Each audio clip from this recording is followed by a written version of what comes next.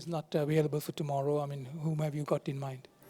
He won't be available again for tomorrow. He hasn't bowled yet in his recovery over the last couple of days. So having 4 days between this game and the next game, I think that'll be the ideal time to really test him out and assess him. But I think over the next 5-6 days, there'll be a call made on that, just based on what he can and can't do. We've seen him batting and running, and no problem. Just he hasn't tried to bowl yet. Just waiting for the injury to settle down a bit more. We're not naming our team just yet. Is it a concern that you guys don't quite know or maybe you do know your best 11 yet? Yeah, it's tough when guys, especially all-rounders who balance out your side really well, give you that extra fast bowling option as well as a top 6 batter. So it's a little bit difficult trying to decide whether you go the extra batter or the extra bowler depending on conditions. So I think it does make it a little bit tougher, a bit more of a challenge, no doubt. But we also did plan for that if it did happen throughout the tournament. Before you sit down and you start planning out what happens if X, Y, Z happens. So it wasn't a total surprise. Obviously, it's not ideal, but it's not a surprise to us because we'd already thought about things like that. But just game to game, it just totally changes depending on the conditions.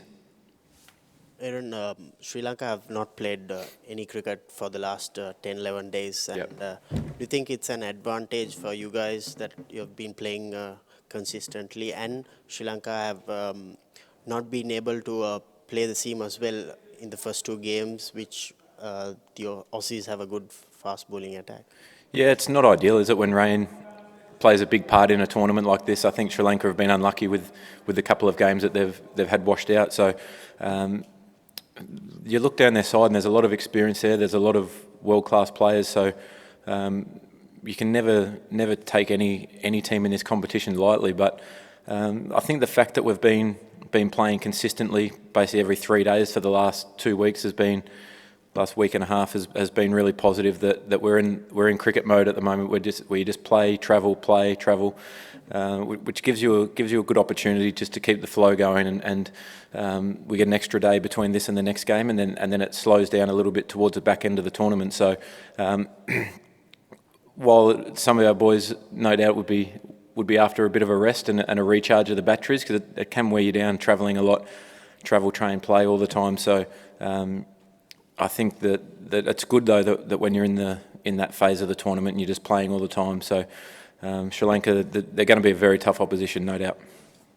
Aaron, we saw Mitch Marsh around the squad today. Yep. I mean, if Marcus can't get up for the next game, are you confident that he could potentially come in straight away for the Bangladesh game? Yeah, that's why he's here. Obviously, just a couple of days before, I think Australia A-side land today, in the UK as well later today. So it was just a couple of days before, but as a bit of a precaution more than anything, if Stoin doesn't recover well enough over the next couple of days. So it just comes down to, short answer is yes. There is confidence that Mitch will come in and do well if selected, if Stoin doesn't recover properly. And just on your bowling, if you'll give me another one here. Saw you in the nets, and obviously we'd like you to talk us through that wicket in the last game. Can you tell us what you've been working on with your bowling? Not much. Trying to land them for a start. When you play 4 specialist bowlers and rely on 10 out of your 5th bowler, your good part-timer, I'll call Maxi, he's shown last World Cup he was our spinner for most of the game, so we know that he can do it. When it's relied on to bowl 10, you have to chop him out with a few overs here and there, especially at a ground like Taunton, and the wicket played really well. It didn't spin or anything, so you had to try and chop him out with a few here and there, because you saw when Hafiz decided to attack him, it was tough going, tough to defend on such a small ground in a quick outfield. So yeah, my bowling's, it's not great. It's pretty ordinary, to be fair. I just got a bit lucky. Aaron, noticed David Warner wasn't there today. He's still got the elbow sort of bandaged up, and he misses the odd over here and there in the field. Anything going on there with him? And Not at all. Not at all. I can't remember the last time that he does train the day before a game. The game we played against India, we had a quick fielding session as a group, so that's why he would have been here. Other than that, the day before a test match, one-day game, he doesn't train. Usman doesn't really train. The quicks will very rarely be at training if not required at all. Saw Courts here today having a hit. He's probably one of few quicks that comes down. So It's not concerning at all. He goes off to get his elbow retaped every now and then because when he's thrown a fair bit, it can come loose. But apart from that, there's no issues whatsoever with him. Aaron, just to confirm quickly before I ask what I was going to ask, there's no other injuries or issues going into tomorrow? Obviously. None at all. Perfect. Just Stoyne, that's it. Going off last game, would you be more confident or less confident going in 4 quicks again? I mean, how difficult did you find as a captain having to manipulate Maxi's 10 overs or the 10 overs from a part-time spinner, so to speak, including your own? Like I said, it's really tough at a ground like Taunton being so small. I thought that the wicket would actually spin a little bit as the game went on, but it didn't. The cloud stayed over the ground, and it was a really nice wicket the whole time. After the new ball sort of wore off, so it was probably tougher at a ground like Taunton. I think here at the Oval you see there's one lot bigger side, so you can probably be a little bit more defensive with your fifth bowler as opposed to having to try and attack with him. And that's what the 4 quicks allows you to do. It gives you an opportunity to attack from one end while being defensive at the other. It was just that so small, Taunton, that it's tough to even be defensive as a spinner there. Aaron, compared to 12 months ago, this team looks a lot sharper fielding-wise. If that's a fair observation, can you talk us through the work put in and maybe some of the guys who you really think are, I know there's a lot of good fielders in the team, but some of the ones that are sort of world-class? Yeah, I think having Smith and Warner back in the ring there, that creates a huge amount of presence. They're both, or Davey in particular, so quick. He mightn't have the best arm at the moment, but he's so quick to the ball that you can't run. Smith, he's like a fly trap there at slip, and also when he gets in that short cover, he reads angles and he anticipates so well.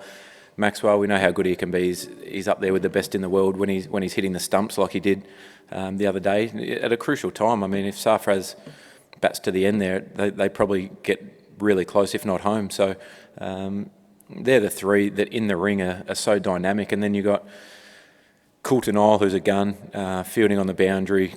Stoyne, when he was fit, he's unbelievable on the boundary. He's quick. He's got an unbelievable arm. So we feel like there's a lot of bases covered there. All our quick bowlers are really good. All our spinners are good. Zamps has got really safe hands.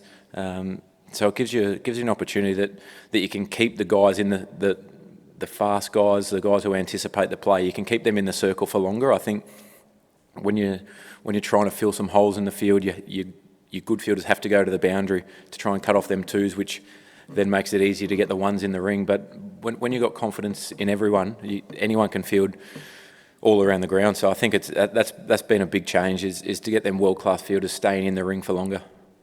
John? Finch, you've been hitting the ball well through this tournament. Do you think a good World Cup can put you back in the Ashes frame? And do you hope to play that I doubt it. Australia game in Hampshire just before it's picked? I haven't honestly thought about it whatsoever. I think I'm not sure what they're planning with the squad or anything like that. Obviously, I'd love to play if the opportunity comes up. I think being in the Ashes is way down the list, or I'm way down the list, having missed my opportunity throughout the summer. But the guys who come in, the young guys come in and played really well. I mean, Curtis Patterson played beautifully. Hetty's done a great job. We saw he evolve over the summer and changed his game, or changed his mental attitude, I think, really quickly to Test cricket, which was a real positive from such a young guy. Will Pecosby, he's an absolute superstar in the making. So I think that between them guys, and then you've got Bancroft who started off the summer over here really well. Joe Burns unfortunately had to go home for some personal reasons, but they're all guys that are right there in the mix with Steve and Dave coming back into the frame as well. So the short answer is no. Would I love to? Of course I'd love to, but the young guys that have come in have done such a good job, and they've got such bright futures, all of them. Whether they all get picked or whether one or two misses out, I don't think that'll be the end of the world for them.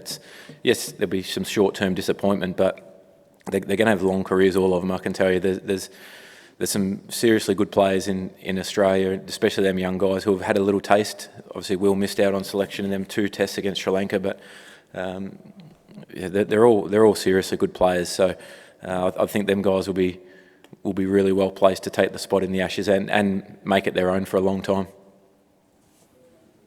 Aaron, I know you obviously want to build towards your best cricket at a World Cup. You don't want to peak too early. When do you want to see the batting unit as a whole, 1 through 6, 1 through 7, really click? Given we haven't really Every seen game. the top order and middle order fire at the same Every game would be nice. Obviously, it's tough. Obviously, you're coming up against different opposition all the time, and I talked about it in terms of changing your preparation and adapting game by game, because you don't get into a rhythm against the same team like you do for 3.5 years in between World Cups. So to come up against different opposition, you're facing different challenges all the time. We saw against India, they're spin heavy through the middle. West Indies are quicks heavy through the middle.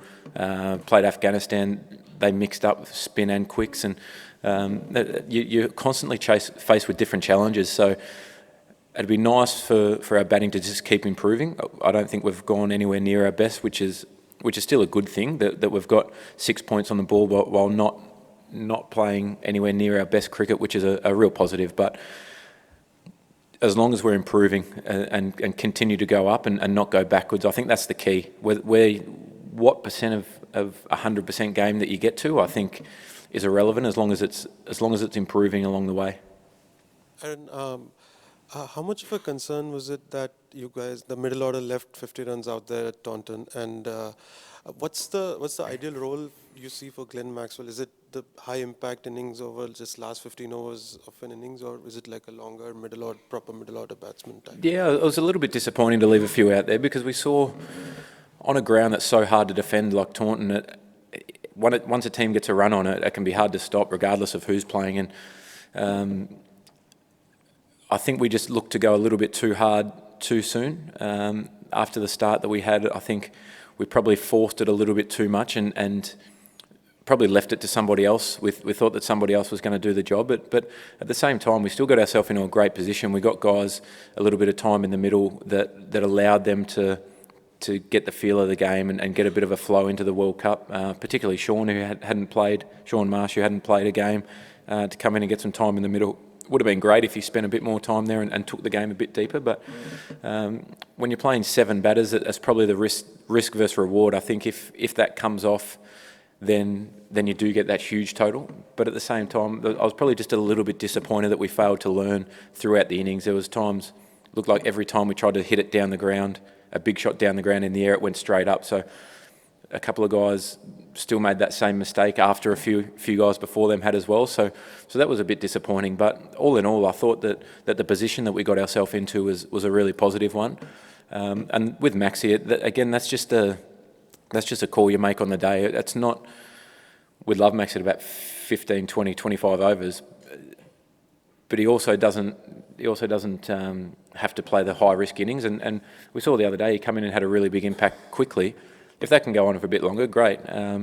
Whether that's from the 35th over, from the 20th over, that's just a game by game. And that was my decision to send him in and probably just look to.